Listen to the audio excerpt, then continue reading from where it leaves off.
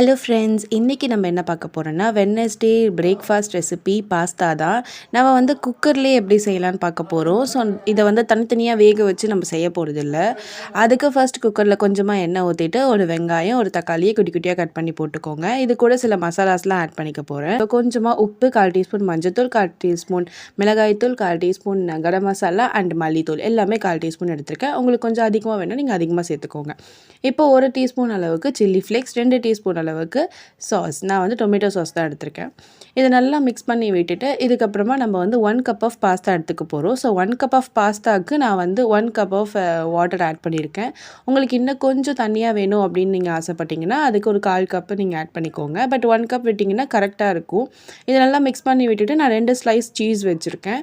So அதையும் add பண்ணிக்கிட்டேன். இது இன்னும் நல்லா டேஸ்ட் ஆட் ஆன் பண்ணி கொடுக்கும். இப்போ நான் விசில் போட்டுட்டு 2 விசில் விட்டாலே போதும், கரெக்டாக இருக்குது. இப்போ நல்லா மிக்ஸ் பண்ணி விட்டிங்கன்னா நம்ம பாஸ்தா வந்து ரெடி ஆகிடுச்சு. ஸோ ரொம்ப ஈஸியாக 1 பாட்லேயே ரெடி பண்ணியாச்சு. நீங்களும் ட்ரை பண்ணி பார்த்துட்டு கமெண்ட் பண்ணுங்கள், லைக் பண்ணுங்கள், ஷேர் பண்ணுங்கள், சப்ஸ்கிரைப் பண்ணுங்கள். டாடா பாய்.